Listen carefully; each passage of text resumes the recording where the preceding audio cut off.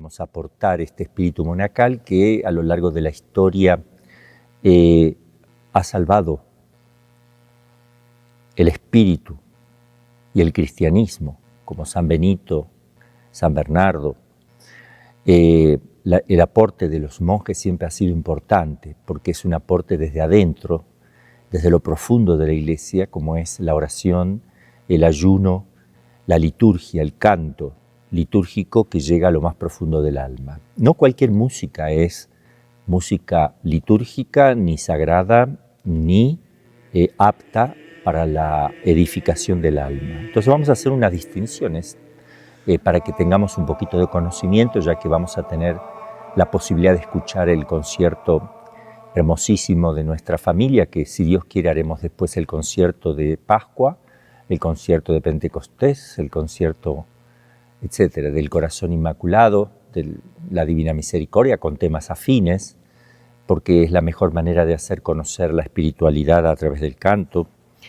Bien, entonces la música religiosa hay que distinguirla de la música sagrada y de la música litúrgica. Son tres cosas distintas. El término música sacra o música sagrada es bastante reciente, ya que se encuentra en los escritos a partir del siglo XVIII, pero el concepto ha sido utilizado a lo largo de toda la historia de la cultura musical. Desde el principio, los cristianos han recurrido al canto y lo han incluido en sus ritos, reconociéndole un carácter ministerial y sacramental. Tenemos que tener en cuenta que los ángeles cantan eternamente a Dios. O sea, la gloria más grande que se pueda dar a Dios es a través del canto, porque es la expresión del alma más elegante, con más sabiduría, con más profundidad. Nosotros hablamos de que hay ángeles contemplativos, son los querubines, serafines, los tronos, las dominaciones, potestades, que están más para el culto de Dios día y noche sin cesar, y esa es la felicidad de ellos y es la gloria máxima para Dios a través de los ángeles. Después están los ángeles más misioneros, que son el ángel de la guarda, los arcángeles que ayudan al gobierno de Dios, al gobierno de todas las cosas en las causas segundas. Entonces, para que tengamos en cuenta también lo que dice San Agustín, el que canta reza dos veces, ¿no? Es justamente San Agustín.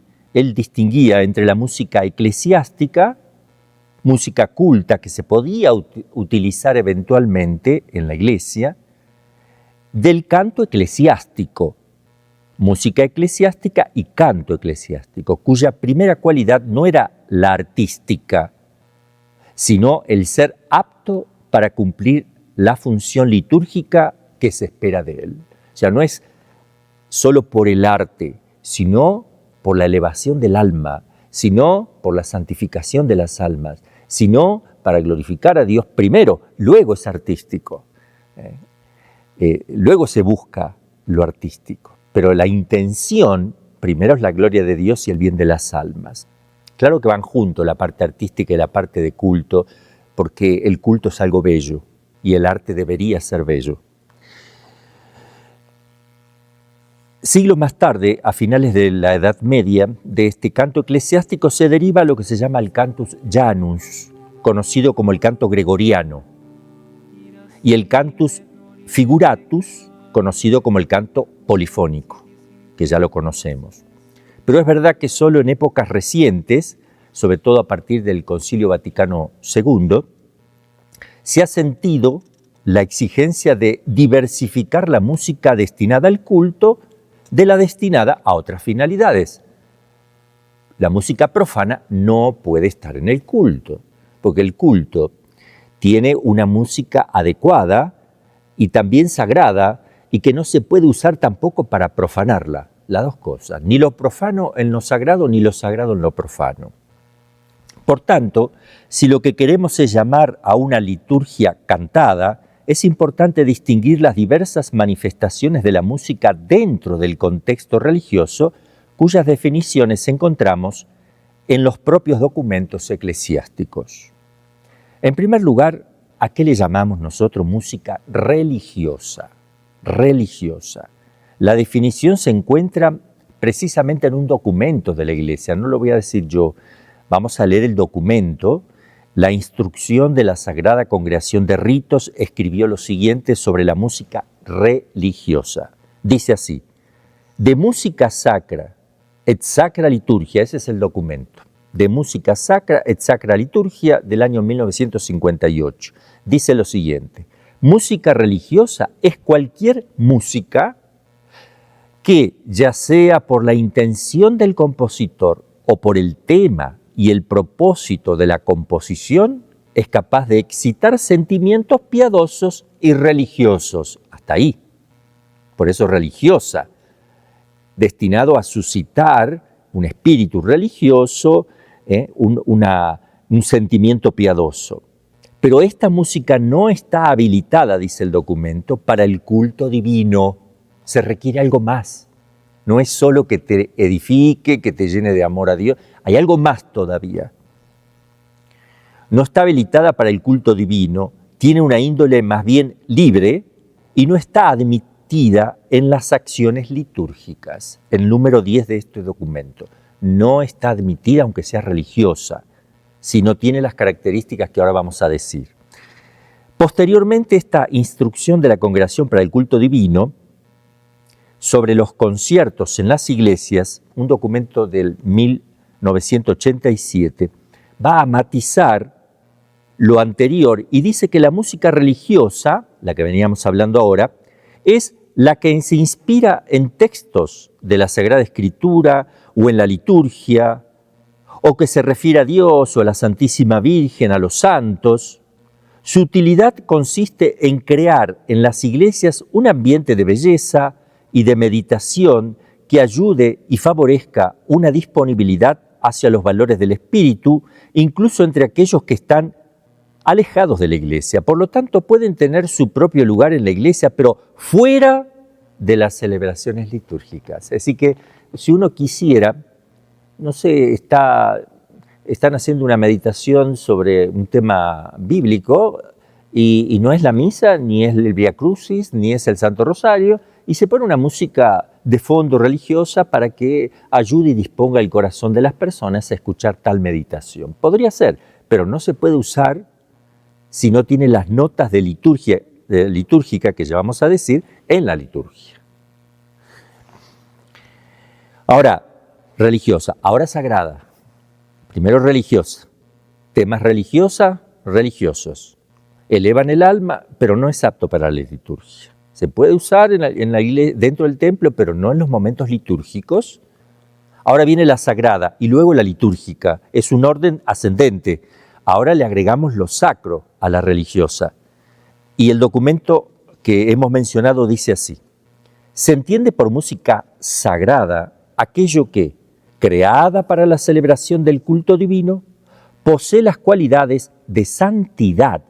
No solo el culto, sino que además tiene las cualidades de santidad y bondad de formas. Por consiguiente, la música sagrada debe tener en grado eminente las cualidades propias de la liturgia y precisamente la santidad y la bondad de las formas, de donde nace espontáneo otro carácter suyo, la universalidad. Debe ser santa y por lo tanto excluir todo lo profano. Es importante. ¿Ven cómo se purifica? Y no solo en sí misma, sino en el modo en que se ejecuta también. Pensemos en muchas misas donde meten baterías, bombos, instrumentos de percusión, que es un caos. No hay nada de santidad ahí. Y es totalmente profano, es totalmente lo opuesto de lo que la Iglesia nos está enseñando, ¿verdad? Debe ser arte verdadero. Porque no es posible de otro modo, esto lo dice el documento de la Iglesia, no es posible de otro modo que tenga sobre el ánimo de los oyentes el efecto que la Iglesia desea lograr al usar en su liturgia el arte de los sonidos. A la vez debe ser universal, en el sentido de que, aun concediéndose a toda nación que admita en sus composiciones religiosas aquellas formas particulares que constituyen el carácter específico de su propia música, éste debe estar de tal modo subordinado a los caracteres generales de la música sagrada que ningún fiel procedente de otra nación experimente al oírla una impresión que no sea buena. Es decir, que si es santa, si es religiosa, además sagrada, y es santa, sirve para todos los pueblos, para la Amazonía también. No es que ellos tengan que tener danzas con percusiones y desechar esto, porque esto es para el ser humano y es universal. Lo dice la Iglesia aquí, universal. A todos les hace bien por la constitución misma de la música en el ser humano y porque esa música es apta para el espíritu y para la vida religiosa. Entonces también, con la excusa a veces de que los pueblos necesitan tener su propia identidad, le negamos la riqueza más grande que tiene la Iglesia y los reducimos al plano puramente sensible, al movimiento de los sentidos, al deleite de los sentidos, al cuerpo, pero no levanta el alma y no santifica. Entonces hay que tener mucho cuidado. No toda música es apta, no toda música es religiosa, no toda música además es sagrada. Y voy a seguir ahora con la música litúrgica, pero vamos a decir un poquito más de la sagrada.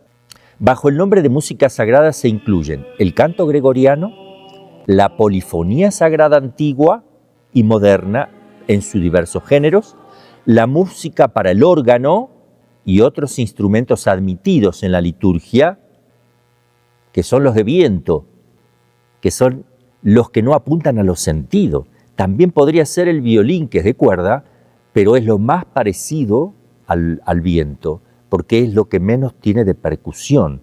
Entonces también podría admitirse el violín de fondo, no como protagonista, sino para sostener el canto, como también lo hace el órgano, ¿verdad? Y también una flauta dulce tocada para sostener el canto, todo lo que es viento y que se asimila al órgano, perfecto. El canto popular sagrado no se considera digno de la acción litúrgica, ya que su texto era en lengua vernácula y por lo tanto se quedaba relegado al ejercicio piadoso y devocionales. La encíclica Musicae Sacrae de 1955 reconoce el canto popular sagrado como un género independiente, pero lo considera aún como extralitúrgico. Miren la exigencia que tiene la Iglesia para ser considerado litúrgico. Podía emplearse solo en las funciones no plenamente litúrgicas, o sea, en los ejercicios piadosos, la música sacra. San Pío XII definió por primera vez el canto popular sagrado como aquel que brota espontáneamente del sentimiento religioso con que el Creador ha dotado a todos los seres humanos. Y añadió que algunas veces podía permitirse hasta en las funciones litúrgicas, como una excepción. Pero hay que tener cuidado que tenga la característica, a su vez, que estamos hablando de lo santo. Pero recién en el Concilio Vaticano II es donde se va a explicitar de manera mucho más concreta y clara el tema de la música sagrada. Dice así el Concilio Vaticano II, la Iglesia no excluye de las acciones litúrgicas ningún género de música sagrada, siempre que corresponda al espíritu de la misma acción litúrgica y a la naturaleza de cada una de sus partes y no impida la debida participación del pueblo. También dice, de acuerdo con este deseo del concilio, se compusieron numerosas canciones de música religiosa en lengua vernácula, pero no siempre se atuvieron a los criterios de música sagrada y religiosa que exigía la Iglesia. Después del concilio aparecen muchos cantos que intentan presentarse como litúrgicos y fueron sacados por la Iglesia. Va a ser Juan Pablo II el que escriba lo siguiente, que está hermoso. Él lo dice, lo dirige este discurso a la Schola Cantorum en Roma, dice así: para que una música sea auténticamente sagrada es necesario que posea una predisposición adecuada a su finalidad sacramental y litúrgica, y sea por lo tanto ajena a la música destinada a otros fines, la profana sería, ¿no?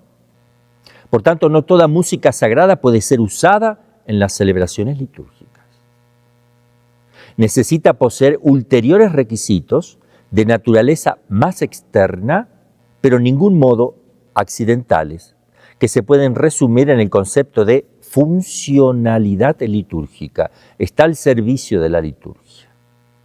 Por último, la música litúrgica, y con esto terminamos. Una música verdaderamente litúrgica es la que interpreta el sentido auténtico del rito. No solo ahora es una música religiosa, no solo es santa porque es sagrada, sino que además está al servicio del culto y respeta las distintas partes de la misa. Por ejemplo, yo no puedo cantar en el ofertorio un canto, cantar el Paternoster, porque no tiene nada que ver con el ofertorio, o cantar el Ave María en el ofertorio, porque está lindo el Ave María, pero no me está hablando del ofrecimiento del pan y el vino, porque cuando el canto está, por ejemplo, en el ofertorio y el sacerdote se queda callado y lo hace todo en silencio, es porque el canto está reemplazando la voz del sacerdote y tiene que hacer alusión a las ofrendas. Lo mismo el canto de entrada, por ejemplo. Yo no puedo poner de canto de entrada, lo mismo, el Ave María, un Padre Nuestro o otro canto que haga alusión a otras cosas. Yo tengo que hacer un canto que haga alusión al sacrificio que vamos a celebrar. Entonces tiene que estar relacionado con el sacrificio de la misa porque es para prepararse al sacrificio. Eso es lo que significa que tenga que estar en relación a los ritos. Entre rito y música tiene que existir una relación directa. Deben integrarse, compenetrarse mutua y necesariamente. Solo así la música puede considerarse y convertirse en parte necesaria e integral de la liturgia.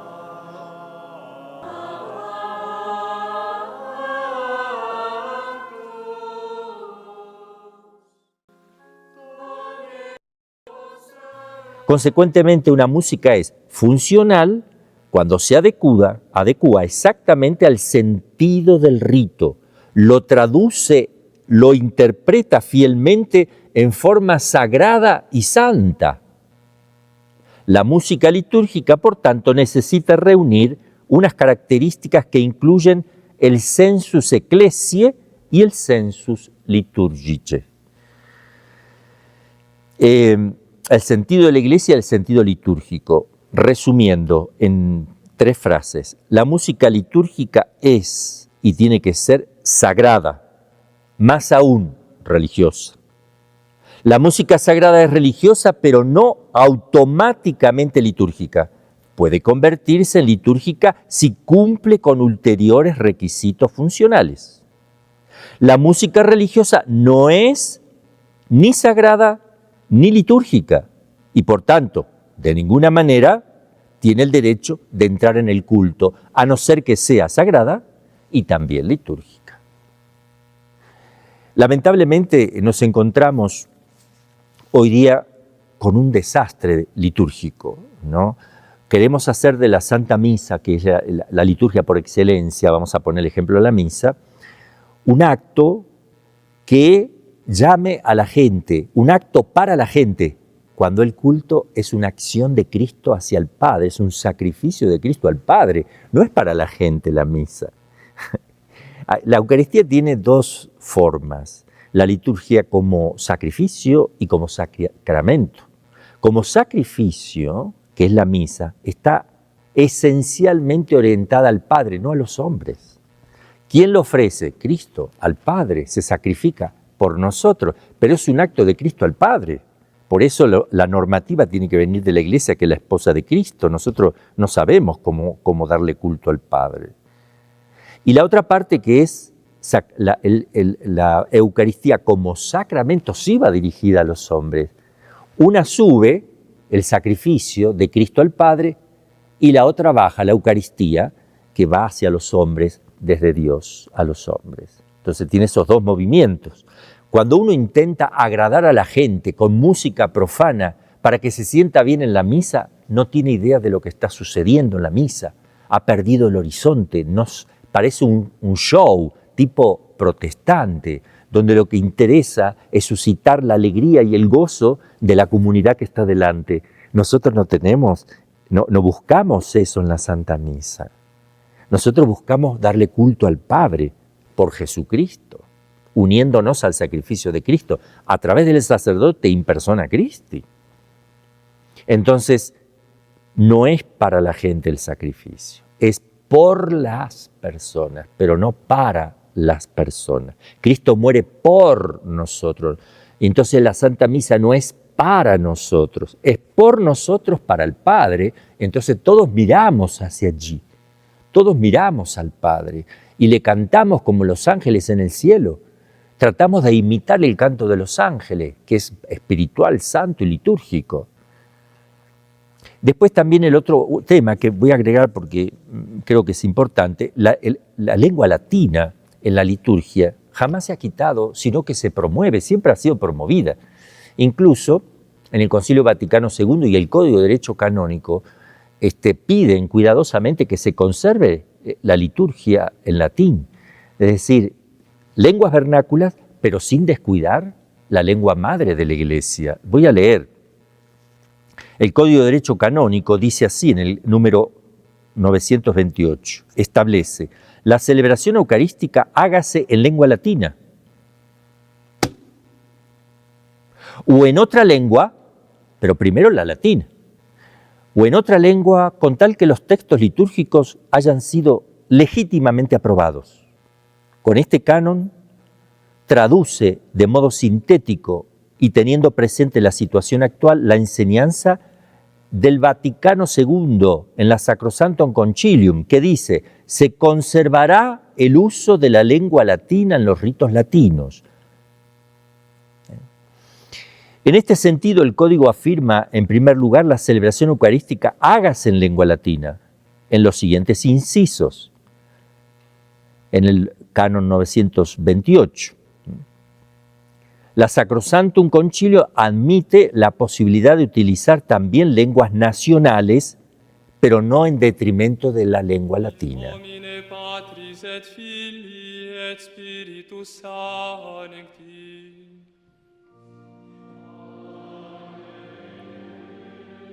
Gratia Domini nostri Iesu Christi et caritas Dei et communicatio Sancti Spiritus. Bien, entonces creo que es importante también tener presente eso. No desechamos la lengua materna, eso no lo hace ningún pueblo. Más bien nosotros defendemos de los pueblos la lengua materna, porque es algo maravilloso, porque uno entiende mejor, porque se comunica mejor una familia con su lengua materna. La Iglesia, su lengua materna es el latín. Y entonces, por ser algo sagrado la Iglesia, su lengua también es sagrada. Entonces nos privamos de algo sagrado.